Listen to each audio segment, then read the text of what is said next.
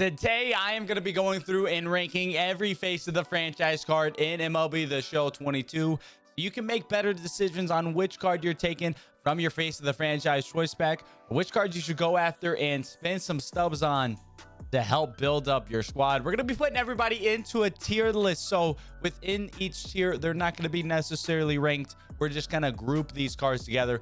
Makes it a much better method of fleshing out which cards we're going to target after. So again, within each tier, not necessarily ranked in a certain fashion. As we're going through though, if you disagree with any of these, let me know down in the comment section below. Tell me where I'm an idiot. Tell me where I'm overhyping one card, underhyping another. Let me know down in the comment section. Let's go ahead. We got one member of the F tier here to start it out. Let's hop into it. In the F tier here, it's not that this card isn't good. It's perfectly fine, but with how many outfield options we have here in MLB the Show 22, especially within the face of the franchise program, Andrew Benintendi just doesn't stack up to those. I had to throw somebody in the F tier. Unfortunately for Benintendi, it is going to be him here.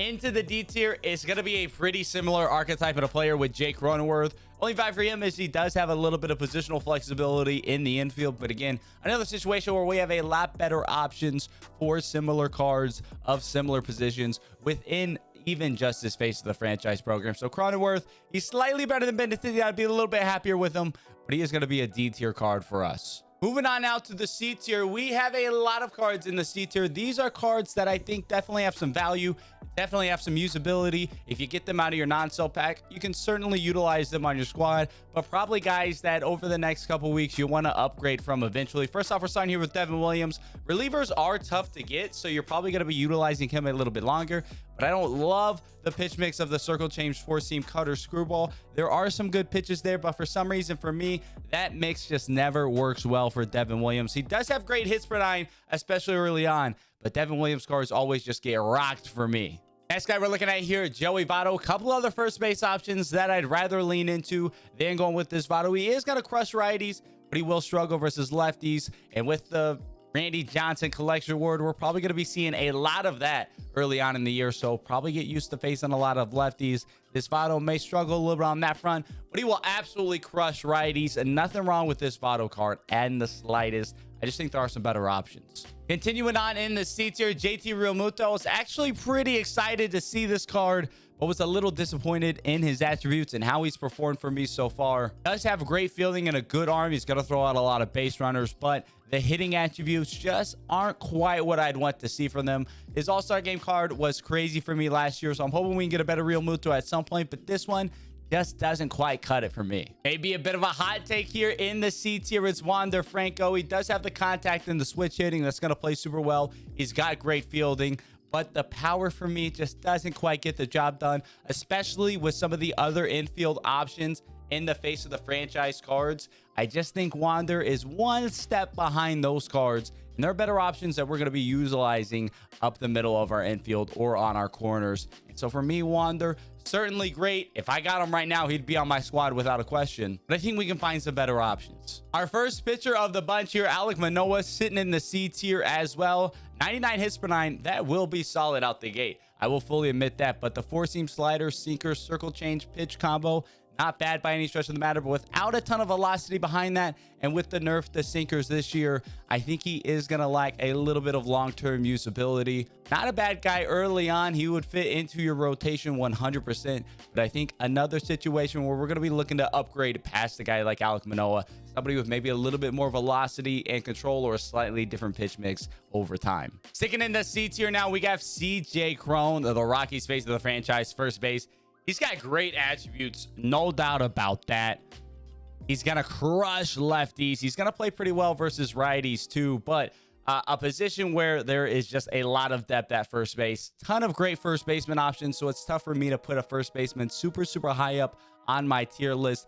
You know, of the NL West, there's other cards I would rather be grabbing that I think are going to give me more value than sticking with a first baseman. Last card here in the C tier is Tommy Edman. I'm not gonna lie, I was pleasantly surprised with how good this card was. He is a lot better than what I was expecting. The fact that he's usable against lefties pretty well, 85-80 with the switch hitting, tons of positional flexibility and great defense. I like Tommy Edman, definitely has some value. He is going to struggle versus righties.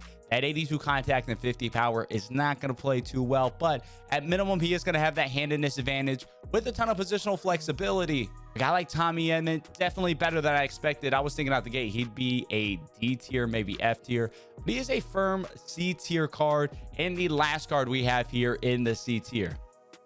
On to the B tier now. We got quite a few here in the B tier. These are guys who I think have a ton of value, would be sticking around your lineup for some time, and have a ton of usability. You would be thrilled to get one of these guys out of your non-sell choice pack. First off, we got Cody Bellinger. I love Cody Bellinger's swing. He always plays well above his attributes for me. And the little bit lower contact but a higher power, that kind of archetype are really, really strong cards early on in the game, as hits per nines are lower. PCI is going to be bigger on lower difficulties. That contact, not as relevant. We want that power to be able to crush the ball. Not to mention the elite defense, right field, left field. No center field secondary for Belly, which is a little disappointing. But overall, definitely a big fan of this Belly card. Unfortunately, with how he's playing in the spring, this may be the best Belly we're going to get all year. Another card that surprised me a little bit with how good it was this Carson Kelly. Going to absolutely dominate left-handed pitching. And 59-74 versus righties. It's not going to be incredible, but it's not going to be too bad either. It's definitely something that's playable with his ability to crush lefties as well. I like Carson Kelly as a solid value pick. Could be a really great option at the catcher position, but there are quite a bit of catcher options outside of this face of the franchise series you may be rocking with. That keeps him a little bit lower than me, but I do like Carson Kelly overall. Continuing on here, we have Bryan Reynolds. Y'all know how I feel about switch hitters. This Bryan Reynolds, I do like quite a bit, even though he has a little bit less on that power threshold. Would like to see that a little bit higher. He's got some good defense and speed to mix up with that, and he has a really great swing for a switch hitter. His finest card in 21 was absolutely insane for me. I like this Bryan Reynolds quite a bit. I think it gets outclassed by a lot of the other outfielders here in the face of the franchise program, but if I got him as out of one of my non-sell packs and I didn't have any other options in the outfield, I would be thrilled to rock Bryan Reynolds out there in a heartbeat. Next up, we got Marcus Stroman. I think one of the better pitchers of the face of the franchise series. His speed is a little bit low. I'd like to see some more velocity, but he's going to have some solid control with a good pitch mix, sinker, slider, splitter, cutter, four seam. A lot of pitches in that I like quite a bit. Decent hits per nine as well with 86. Somebody who probably get outclassed relatively quickly, but early on in the game with that pitch mix and some of his control, I think it'd be a very serviceable starter for you. B tier continues here with Jazz Chisholm. I almost threw him up into the A tier, but we're going to keep him down in the B tier. There's some really, really good middle infield options that we're going to have in that A and S tier with Jazz Chisholm. The lefty swing, going to play good defense. Absolutely love this Jazz card. Probably should throw him up in A tier, but he's going to be B for now. Really, really solid value. A card I expect to see a lot of and would be thrilled to get. Josh Bell, now he'll slide into the B tier too. I think the best first baseman in the face of the franchise program, in my opinion. The switch hitting, decent power and contact to both sides. He's going to be a little slow. He's not going to play great defense. That's going to be perfectly fine at first base for us. I love switch hitters. He's got a good swing, decent power both sides as well. Really, really great card. Another guy who I almost wanted to move into A tier, but he's going to be that high-end B tier card. Bit of a surprising pick here, but Sean Murphy's going to slide into the B tier as well. He has that low contact, high power archetype, which again, as we mentioned, really, really, really good card archetypes early on in the game with the elite defense to go along with it. That power is going to play very, very well. Your PCI is going to be bigger because you're on a lower difficulty, and that defense is going to be rocking with it. Sean Murphy did not expect much from him, but he probably is the best catcher in the face of the franchise program. Roll this Chapman now. Even without outlier, he is still going to be nasty. A 90 overall lefty reliever early on in the game. That is going to bring you a ton of value with 116 hits per nine. Going to be some of the highest hits per nine in the game for quite some time. Roll this Chapman. Expect to see a lot of him. Very, very valuable. Only problem with being a reliever, not going to be used as much. That keeps him from being in an A or S tier card. But even without outlier, you're going to see a lot of Chapman. You better figure out how to hit him. On to Casey Mize. Now, a little bit more velocity than some of the other pitchers we've seen so far. 90 hits per nine as well. Decent amount of hits per nine. Four-seam slider, sinker, splitter, curveball is a solid pitch mix. He's got the sinker in there. We have some nice off speed. We have some good speed differential as well between that sinker, four-seam, and that curveball. Solid speed differentials, solid hits per nine. Just a really nice overall well-rounded pitcher. I haven't been great with Casey Mize cards in the past, but I'm hopeful from what I've been able to see of this one so far. I think he's going to buck that trend. Could be a really solid starting pitching option early on in the game. Our last card of the B tier here, again, in no particular order did we go through these B tier cards, but it is Mitch Haniger. The defense may not be the best with 76 fielding, but can easily play right field with that. And the hitting attributes speak for themselves. 98-102 versus lefties and 75-94 versus righties. Mitch Haniger gonna swing the bat very, very well, especially if you're going up against lefties like Aroldis Chapman or Randy Johnson. He's gonna play more than passable defense out in right field, even though his fielding holds him back just a little bit. It keeps him in the B tier versus being a little bit higher. Mitch Haniger, really, really solid option. Into the A tier now. These are the guys I expect to be on my team for quite some time. First off, we got Frankie Lindor. I love Lindor cards. Something about them I'm just always good with. We have a nice balanced hitting, contact a little low, but again, we've already been over. That's okay right now. Power 85-74 for a switch hitter with 99 fielding as well. That arm strength gonna hold him back a little bit, but probably end up being a second base type of player for Lindor here. Really, really great option with that elite defense, the ability to hit both sides of the plate, and the switch hitting. I love me this Lindor card. Logan Webb here, probably my favorite pitcher of the face of the franchise. I loved his postseason card, and it will be 21. That sinker cutter combo, you can do some nasty, nasty, nasty things with that combo. Plus, we have the slider and changeup to mix in there as well to speed or slow down the bat. Solid speed differentials. 84 hits per 9, a little bit low, keeps him from being an S tier card, but he's gonna have solid control with relatively okay hits per 9. Probably gets outclassed before too long because of the 84 hits per 9. But with that pitch mix, that sinker cutter combo, Logan Webb, love pitching with him. He's going to be a force in my rotation for some time. Luis Robert also here in the A tier. Luis Robert cards are always cracked. They just play well. That's what they do. This Lou Bob card is going to absolutely dominate lefties at 106-97. And if he goes against the righties, 81-74, that is definitely passable early on in the game. With 93 speed and 88 fielding, he is going to track down anything hit out to center field. He's going to play great defense. He's going to crush the ball. Lou Bob, even though there are a ton of outfield options in this program, definitely one of the best. Continuing on here, we got Byron Buxton. I like to call him Byron Bonds because this dude crushes the ball. Every card he has just crushes the ball, no doubt about it. Even though it's 82-76 power, I promise you this dude is going to hit some absolute tanks. And then you combine that with 99 speed, 99 fielding, and a 96 arm strength. This dude is going to be the best defensive center fielder in the game essentially all year, with the hitting attributes to definitely play early on in the game.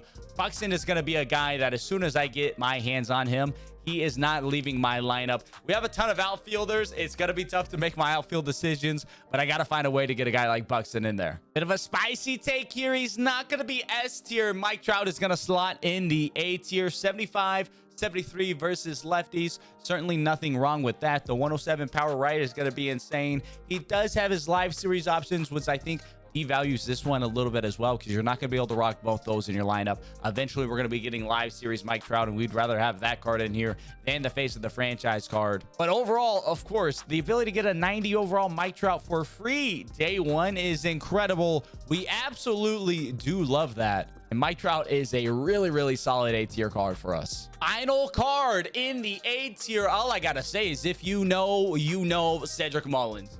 He's that dude. If you used Cedric Mullins last year, you had a player of the month and an all-star game card. Those were two of the most insane cards all year. Something about Cedric Mullins, he's just different. He just crushes the ball. I can't explain it. I'm insane with him. So many people love Cedric Mullins. You play 21, you probably know what I'm talking about. If you're new to 22, you may look at his stats and say, oh no, there's better outfielders than Cedric Mullins. There's better options. No. Use Cedric Mullins. Give him a shot. Give him an opportunity. He's got decent fielding on this card as well. Can definitely lock down center field with 85 fielding and 82 speed very easily. That lefty swing, it plays well above his attributes. I can't explain it, but he just hits absolute moonshots. Get Cedric Mullins.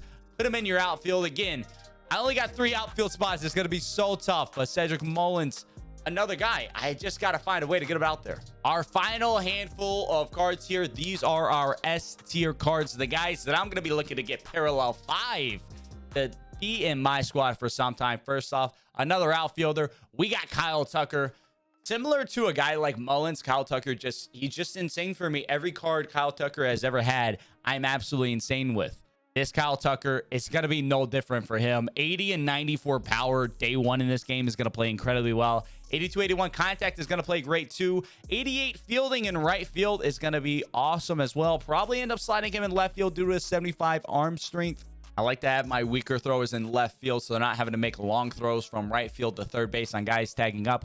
62 speed, gonna be able to leg out a couple extra bases here and there. Kyle Tucker, an absolutely incredible outfield option. That AL West pack, there's a lot of great choices in it. If I get Kyle Tucker out of that, I am gonna be over the moon. We're not done with the outfielders yet. As I said, man, there's so many outfield options in this game. Acuna is no doubt S tier. I know he has his live series, and we held Trout's live series down a little bit because of that, but I'm rocking with Acuna here, man. 92 power right, 100 power left. That archetype plays so incredibly well. The 69 fielding may hold him back a little bit, but honestly, 90 speed, that is going to be perfectly fine in center. Even if he gets a slightly bad jump, his speed will more than make up for his ability to get the balls in the gap and track down the ball wherever it's hit to. Get to play him in left and right field as well. This Acuna with that swing, smooth right-handed swing, man. This card, he looks so juicy. Second to last card here, this is going to be my third baseman. There's no questions asked. Again, another guy where when I get my hands on a Devers card, he just crushes the ball for me. Devers is my third baseman. Maybe I end up putting him at first base even, depending on who else I get from these packs. But Devers, his 65 power left is a little concerning. But again, a guy who, for me, plays above his attributes. And so when that 89 and 106 contact the power versus right starts crushing, I'm going to be absolutely chilling. We'll have to see how his defense plays out. I haven't had any issues with him defensively so far in what little I've used him, but I have heard that fielding can matter a ton more this year. So that may end up knocking him down just a little bit. But for now, for me, this Devers is panned out to be my third baseman. The final card here, our final S tier card. I may be biased as a Rangers fan, but I do not care. Corey Seager. Look at those hitting attributes. 93, 92 on the contact, 82, 84 on the power. It is so beautiful. The fielding, a little bit left to be desired, but can easily play second base. No worry about it. You give me a middle infield of second base, Seager. Throw Lindor at short, Devers out there at third base. I am going to be rocking with that. No doubt about it. I love this Seager card. He also has an incredible left-handed swing that just crushes the ball. Every single card that he's had has been absolutely incredible. This Seager, to me, he's the best face of the franchise option in this program. I don't care if I'm a little biased. It is what it is. So you have it. Those are my tier list rankings for the face of the franchise program. Our S tier guys, Tucker, Acuna, Devers, and Seager. Those are those guys that I'm trying to get my hands on so I can start parallel grinding those so they can be staples in my squad from day one here as I start attacking ranked seasons. Yeah, let me know down in the comment section below. Again, where am I wrong? Where am I right?